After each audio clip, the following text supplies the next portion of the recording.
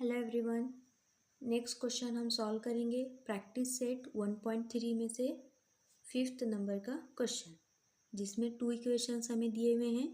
4m 6n is equals to 54 और next equation है 3m plus 2n is equals to 28। Okay, तो इसमें हम डायरेक्टली कंपेयर करेंगे। a1 a2 कितना होगा 4 and 3, b1 और b2 कितना होगा 6 and 2 और लास्ट में c1 and c2 कितना होगा 54 and 28। ठीक है, इतना तो क्लियर है। अब इसके बाद हम वैल्यू मालूम करेंगे d की। d का फॉर्मूला क्या है a1 a2 b1 b2।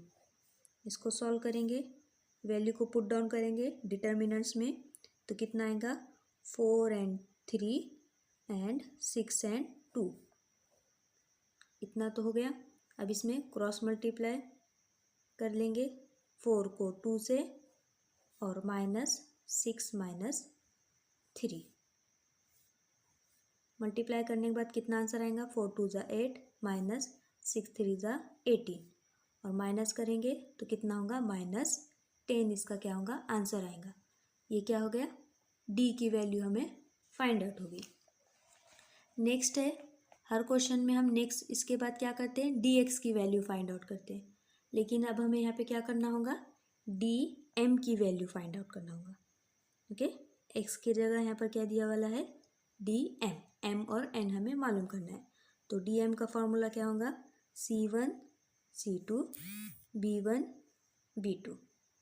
Clear, तो इसकी वैल्यू लिखेंगे c1 कितना है हमारे पास 54 अपॉन और नीचे कितना है c2 28 और b1 कितना है 6 और b2 है हमारे पास 2। इसको सॉल्व करेंगे सेम उसी तरह से 54 को मल्टीप्लाई करेंगे 2 से और माइनस करेंगे 6 मल्टीप्लाई 28 से। ओके, तो मल्टीप्लाई करने के बाद कितना आंसर आएगा 54 को 2 से मल्टीप्लाई करेंगे तो कितना आंसर आएगा 108 माइनस 28 को 6 से मल्टीप्लाई करेंगे तो 168। क्लियर है, यहाँ तक तो सही है। माइनस कर लेंगे, कितना आंसर आएगा 60, वो भी माइनस में। ओके, ये क्या मालूम हो गया हमें dm। सेम इसी तरह से dy की जगह पर हम क्या मालूम करेंगे dn की वैल्यू। ओके, तो dn का फॉर्मूला क्या होगा a1 a2 और c1 c2। a1 की वैल्यू कितनी है हमारे पास 4 और 3 और c1 कितना है 54 और c2 है 28। सॉल्व करेंगे इन डिटर्मिनेंट्स को 4 मल्टीप्लाई 28 और 54 मल्टीप्लाई 3, इन दोनों को क्या करना है माइनस। तो 28 और 4 को मल्टीप्लाई करने के बाद कितना आंसर आएगा 112 माइनस 54 को 3 से मल्टीप्लाई करेंगे तो कितना आंसर आएगा 162। ओके, माइनस करेंगे तो कितना आंसर आएगा 50 और वो भी कैसा माइनस में। ओके, तो यहाँ पर क्या मालूम हो गया हमें dm और dn।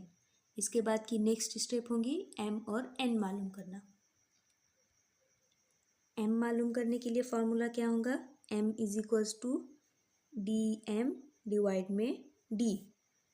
तो dm की वैल्यू कितनी आई थी अभी -60 और डिवाइड में d कितना है -10। इसको सॉल्व करेंगे तो माइनस माइनस क्या होगा कट, 0 0 भी कट, तो आंसर कितना आया 6।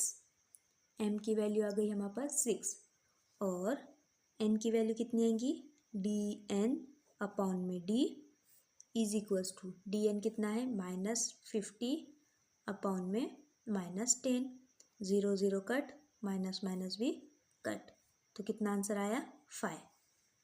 तो फाइनल आंसर लिखेंगे m n is equals to 6,5। Clear, इस क्वेश्चन में क्या डिफरेंस था सिर्फ x और y की जगह पर m और n इसने यहाँ पर यूज़ किए हुए और यहाँ पर कोई भी डिफरेंस नहीं है इस क्वेश्चन में।